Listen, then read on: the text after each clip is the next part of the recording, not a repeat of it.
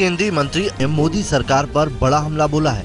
दिल्ली में किताब विमोचन समारोह में अरुण शौरी ने कहा कि अब लोग डॉक्टर मनमोहन सिंह को याद करने लगे हैं। उन्होंने आरोप लगाया कि सरकार की नीतियां बनाने का तरीका कांग्रेस जैसा है, सिर्फ अलग कुछ है तो वो है गाय का मुद्दा, नीतियां समान है।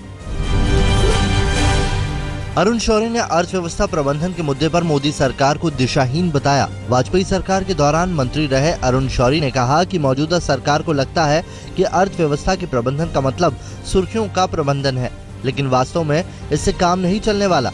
उन्होंने कहा कि इतना कमजोर पीएमओ उन्होंने आज तक नहीं देखा। There has never been as great a centralization of functions, not power, of functions in the PMO as now. But I feel that there has never been as weaker a PMO as now. Modi सरकार पर अरुण शौरी के हमले से कांग्रेस पाकिस्तान से 12 साल बाद कल लौटी भारत की बेटी गीता को आज इंदौर ले जाया जाएगा। इंदौर में गीता डेव बाइलिंगुअल एकेडमी में रहेगी, जहां गीता के स्वागत की तैयारियां पूरी कर ली गई है। वहां करीब 125 मूक बधिर बच्चों के साथ वो रहेगी। स्कूल की डायरेक्टर मोनिका पंजाबी फिलहाल दिल्ली में गीता के साथ ही हैं। गीता अपने घर लौट तो आई, लेकिन उसके परिवार को लेकर असमंजस बना हुआ है। बिहार के सहरसा के जनार्दन महतो ने गीता का पिता होने का दावा किया था, लेकिन गीता ने उन्हें पहचानने से इनकार कर दिया है। अब डीएनए टेस्ट से इसका पता लगाया जाएगा, तब तक गीता इंदौर में रहेगी। दिल्ली में सीएम अरविंद केजरीवाल आज सुबह 10:30 बजे पाकिस्तान से लौटी मूक बधिर लड़की गीता से मुलाकात करेंगे। इससे पहले दिल्ली पहुंचने पर गीता के साथ विदेश मंत्री सुषमा स्वराज ने प्रेस कॉन्फ्रेंस को संबोधित किया था और फिर शाम को प्रधानमंत्री नरेंद्र मोदी ने गीता से मुलाकात की थी। अंडरवर्ल्ड डॉन छोटा राजन को इंडोनेशिया के बाली में गिरफ्तार कर लिया गया है। इंडोनेशिया और ऑस्ट्रेलिया की पुलिस ने इंटरपोल की मदद से राजन को रविवार को गिरफ्तार किया। राजन पिछले 7 सालों से नाम बदलकर ऑस्ट्रेलिया में रह रहा था। भारतीय जांच एजेंसियां छोटा राजन के प्रत्यर्पण की तैयारी में जुट गई हैं। उसे जल्द ही दिल्ली लाए जाने की संभावना है। सीबीआई निदेशक अनिल सिन्हा ने कहा कि राजन को लेकर केंद्रीय जांच एजेंसी ऑस्ट्रेलियाई अधिकारियों के संपर्क में है। महाराष्ट्र के मुख्यमंत्री देवेंद्र फडणवीस ने कहा है कि छोटा राजन के प्रत्यर्पण के बाद महाराष्ट्र सरकार राजन की कस्टडी की मांग करेगी। फडणवीस के मुताबिक छोटा राजन ने महाराष्ट्र में कई अपराध किए हैं।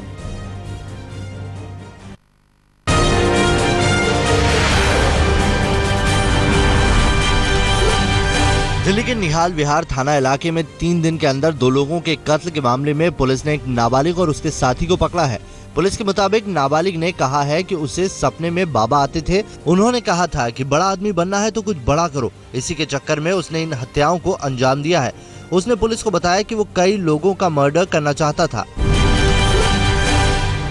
Delhi police commissioner BS Bassi कल सुप्रीम कोर्ट में पेश हुए। 80 साल के बुजुर्ग गंधर्व सिंह बधवार की याचिका पर सुनवाई करते हुए कोर्ट ने 7 सितंबर को बस्सी को नोटिस जारी किया था। गौरतलब है कि 55,000 की फिक्स डिपॉजिट की रकम बुजुर्ग को वापस न करने के मामले में एक फाइनेंस कंपनी के निदेशकों के खिलाफ कई महीनों तक वारंट नहीं देने के मामले में कोर्ट ने दिल्ली पुलिस के कमिश्नर को खुद अदालत में पेश होने का निर्देश दिया था। बुजुर्ग 1996 से कानूनी लड़ाई लड़ रहे हैं। सीबीआई ने आम आदमी पार्टी के विधायक और पूर्व खाद्य आपूर्ति मंत्री असीम अहमद खान के खिलाफ केस दर्ज कर लिया है। असीम पर बिल्डर से 6 लाख रुपए घूस मांगने का आरोप है और इसी आरोप में उन्हें मुख्यमंत्री अरविंद केजरीवाल ने मंत्रिमंडल से हटा दिया था। दक्षिणी पश्चिमी दिल्ली के सागरपुर इलाके में दिन दहाड़े बदमाशों ने एक घर में घुसकर लूट को अंजाम दिया। बदमाशों ने पिस्टल की नोक पर महिला और 2 साल की बच्ची को बंधक बनाकर लूटपाट की। पीड़ित महिला के मुताबिक 3 लुटेरे घर में दवाई लेने के बहाने घुसे थे। दिल्ली के होशखास के पब में 22 अक्टूबर को हुए झगड़े में जख्मी रुपेश के घरवालों ने कल डीसीपी दफ्तर का घेराव किया। ये लोग मुख्य आरोपी की गिरफ्तारी की मांग कर रहे थे। झड़प में बुरी तरह जख्मी 25 साल का रुपेश एम्स ट्रॉमा सेंटर में जिंदगी और मौत से लड़ाई लड़ रहा है। पूर्वी दिल्ली के न्यू अशोक नगर थाना के पीछे 12वीं क्लास के लड़के को अज्ञात 2 लड़कों ने पेट्रोल छिड़ककर आग लगा दी। पीड़ित को गंभीर हालत में लाल बहादुर शास्त्री अस्पताल में भर्ती कराया गया है। दिल्ली के शास्त्री पार्क में एक ऑटो में 19 साल के युवक का शव मिलने से सनसनी फैल गई। शव की शिनाख्त सीलमपुर के जयप्रकाश नगर में रहने वाले लक्ष्य के रूप में हुई। लक्ष्य के पिता के मुताबिक उनका बेटा रविवार की शाम को दोस्तों के साथ पार्टी मनाने गया था। दिल्ली से करीब महीने भर गायब उज्बेकिस्तान की लड़की शखनूजा शुकुरोवा के घर वालों ने अपहरण का अंदेशा जताया है। शखनूजा साउथ एक्स इलाके से गायब हुई थी। 26 सितंबर को शखनूजा सफदरजंग एनक्लेव में एक बर्थडे पार्टी में जा रही थी, लेकिन वहां नहीं पहुंची। लड़की के घर वालों ने दिल्ली पुलिस से शखनूजा का पता जल्द लगाने की मांग की है।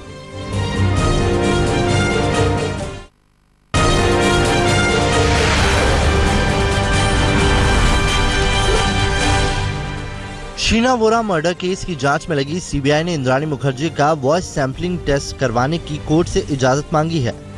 जानकारी के मुताबिक इंद्राणी की कुछ कॉल रिकॉर्डिंग सीबीआई के हाथ लगी है और वो इसे इंद्राणी की आवाज से सत्यापित कराना चाहती है।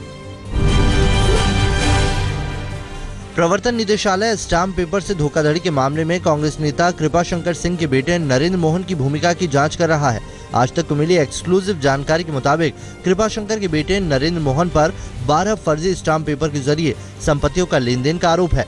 गौरतलब है कि करप्शन के मामले में प्रवर्तन निदेशालय कृपाशंकर सिंह और उनके परिवार की करोड़ों की संपत्ति अटैच करने वाली है। महाराष्ट्र के गृह राज्य मंत्री राम शिंदे ने कहा है कि गोविंद पानसरे की हत्या में अगर सनातन संस्था या उससे जुड़ा कोई शख्स दोषी पाया गया तो कड़ी कार्रवाई की जाएगी। मुंबई के लोगों को आज परेशानी का सामना करना पड़ सकता है। दिवाली का बोनस नहीं मिलने से नाराज बेस्ट कर्मचारी आज से बेमियादी हड़ताल पर जा सकते हैं। बॉम्बे हाईकोर्ट ने महाराष्ट्र सरकार को 2 दिसंबर तक महिला आयोग के कमिश्नर की नियुक्ति का आदेश दिया है। यह पद लंबे समय से खाली पड़ा है।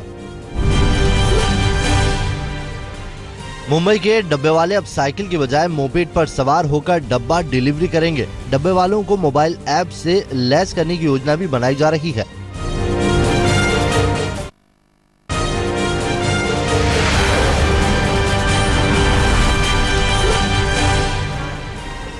बाड़मेर में 3 दिवसीय दौरे के आखिरी दिन राजस्थान की मुख्यमंत्री वसुंधरा राजे ने अफसरों को सख्त चेतावनी दी।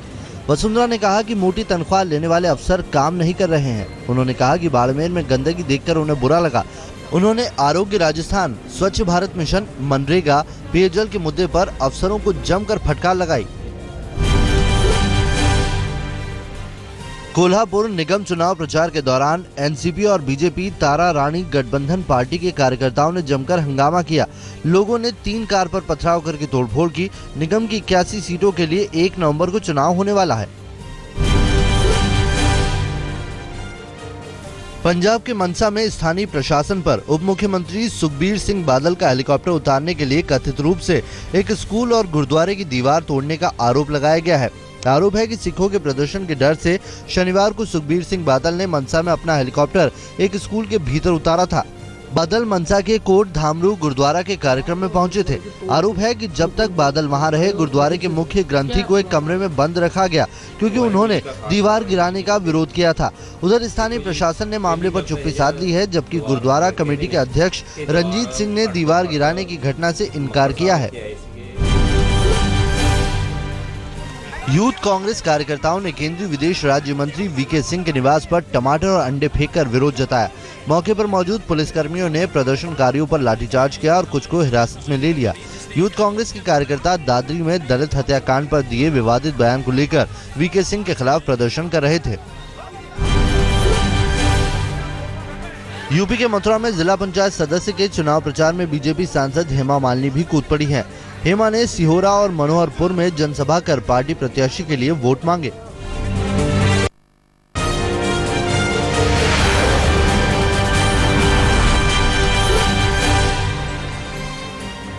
झारखंड के रामगढ़ में गैंगवॉर में हिस्ट्री शीटर भोला पांडे के भाई और किशोर पांडे के पिता की गोली मारकर हत्या कर दी गई। आरोप है कि बाइक सवार 3 आरोपियों ने भोला पांडे के भाई कामेश्वर पांडे पर उस वक्त हमला किया जब वो बाजार में सब्जी खरीद रहे थे। हत्या कर भाग रहे एक आरोपी को ग्रामीणों ने पीट कर मार डाला, जबकि दूसरे आरोपी को पुलिस के हवाले कर दिया गया है। तीसरा आरोपी फरार है। डीयू के एक छात्र की चलती ट्रेन से गिरने से मौत हो गई। Pramod Kumar Jatav BA second year का छात्र था और तमिलनाडु एक्सप्रेस से चेन्नई से नई दिल्ली लौट रहा था। वो डीयू के 42 विद्यार्थियों के दल के साथ एजुकेशन टूर पर गया था। चश्मदीदों के मुताबिक पवार खेड़ा के पास छात्र वॉश बेसिन पर हाथ धो रहा था, तभी ट्रेन के टर्न लेने पर यह हादसा हो गया। हिमाचल के मुख्यमंत्री वीरभद्र सिंह के शिमला के सहारन स्थित आवास शांतिकुंज में चोरी से पुलिस की नींद उड़ गई है। चोरों का पता लगाने के लिए 7 सदस्यीय SIT का गठन किया गया है। आसपास के इलाकों को सील कर चोरों की तलाश हो रही है। रविवार तड़के करीब 2 बजे वीरभद्र के घर में चोरी की वारदात हुई थी। बीजेपी ने आरोप लगाया है कि जब मुख्यमंत्री अपने घर की हिफाजत नहीं कर पाए तो बाकी प्रदेश की सुरक्षा कैसे होगी।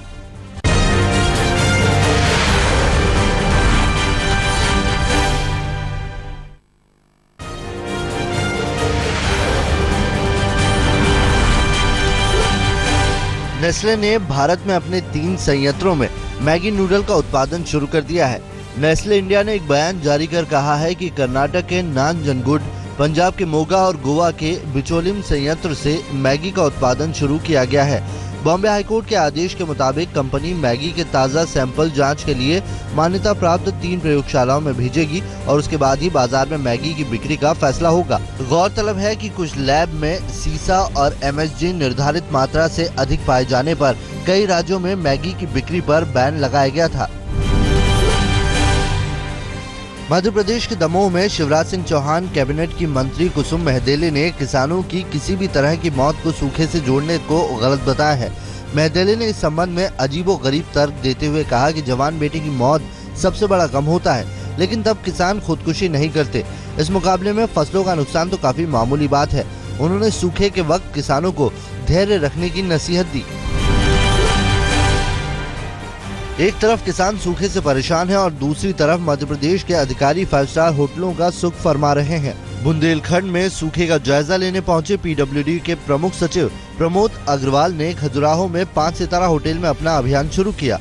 पत्रकारों ने जब इस बात पर उनसे सवाल करने की कोशिश की तो मीडिया को होटल का कवरेज करने से भी रोक दिया गया। ओडिशा के जगन्नाथपुरी के शंकराचार्य अधोक्षजानंद देव तीर्थ ने यूपी के कैबिनेट मंत्री आजम खान को गाय और बछिया भेंट की है। कामधेनु योजना के तहत संचालित आजम खान की डेयरी में रविवार रात गाय और बछिया पहुंच गई। विश्व शांति सेवा चैरिटेबल ट्रस्ट ने सरकार से गोहत्या पर दखल देने की मांग की है। ट्रस्ट के देवकी नंदन जी महाराज ने गायों की देखभाल के लिए गौ वंश संवर्धन आयोग बनाने की मांग की। उन्होंने कहा कि स्मार्ट गांव के विकास में गौ शक्ति को शामिल किया जाना चाहिए।